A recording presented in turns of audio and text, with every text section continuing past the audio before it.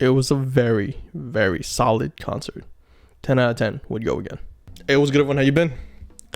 So, yesterday we saw Band-Maid in the Irving Plaza in New York. Fire. It was a really fun concert with a lot of cool things about it. Hearing Band-Maid live is just so different, so good, but so different. I will put some video clips here and there. I don't have the best spot or angle. You will find better stuff. Go watch it. But yeah, this is just me talking about the experience, the merch, the venue, etc. But yeah, let's do this. Take a seat. Up to the drink. Let's see what we find. All right, so we do have to mention one thing. I did show up late, but not really. I heard there was like a line mess up. There was confusion. The ticket says they open at 7, or the ticket says 7. So I'm thinking it starts at 7, but apparently it starts at 8. I got there at 8, but they got pushed back because of a line problem, and VIP got kind of wrecked. I heard the meet and greet went south. That's unfortunate. That I don't know why. This is like the fourth event this month in America, North America, where something's gone south in terms of a concert that I've heard of. Crazy. So I saw them in Irving Plaza, which is in New York. It was dope. The venue was not nearly big enough, but it was a really dope concert. When I mean the venue wasn't big enough, like people were spilling out of the concert hall.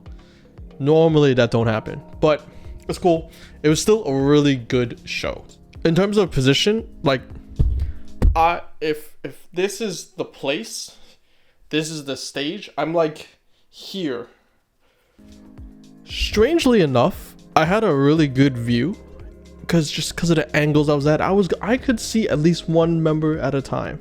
It was dope. The one big plus side though was that this wasn't a phone concert where you just see everybody's phone. Like I had my phone up for a couple times and it felt awkward. Everyone was really there just for the music.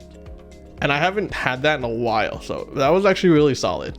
Setlist wise, it was interesting because they go through their heavy songs, but they definitely do flex the vocals, the slower songs. They had Hate, they had Don't for those higher intensity songs.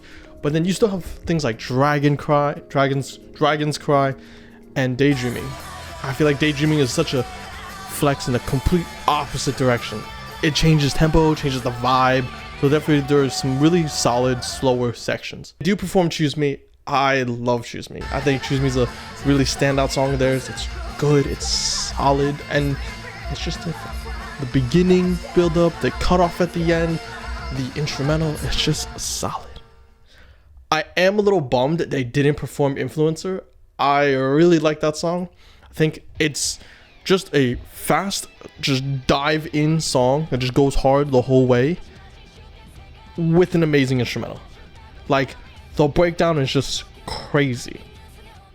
Speaking of instrumental, their instrumentals are really good, especially since they had a portion of the show where they're just instrumentals. It's solid. You really just hear it out. You're just in that moment. No vocals, just solid. What was also interesting and kind of sets Band-Maid apart from other shows I've seen this year, they had a really long fan service section. Today's new word, the word I used to use in Japanese is nomeo.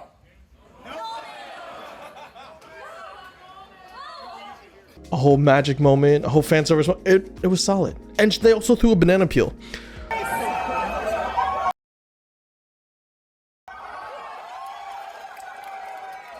One of the stranger things I've seen this year, but we're gonna just go with it. Just gonna go with it. They did perform, I want to say like 13, 12 songs. But despite that, they still had a big chunk where they're interacting with the crowd. There was like some maid service. We're gonna go with that term. Maid service stuff.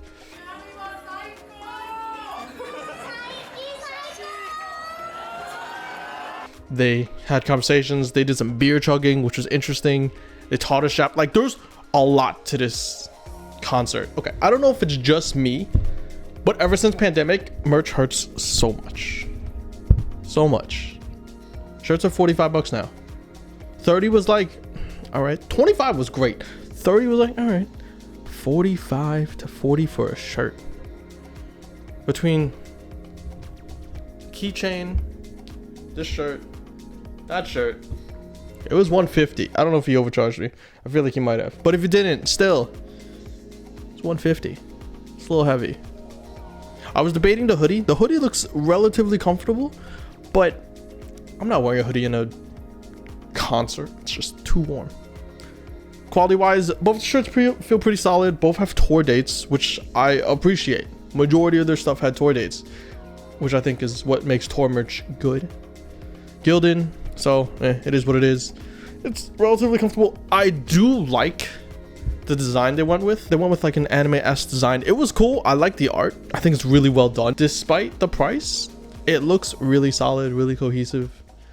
Also, I'll always advocate for people to get keychains. You can either put them on your keys or them on yourself. They work. Was it pricey? It's probably like almost $20. Yes, but it is what it is at this point. I feel like all merch across all concerts is just getting kind of crazy now. But yeah, that's gonna be it for me. Good set, good concert. If you like music, you'll appreciate this, even if you don't know Japanese. If you know Japanese, like music, and like Band-Maid, you won. You won. It was good. But yeah, that's gonna be it for me. Till next time. I got you.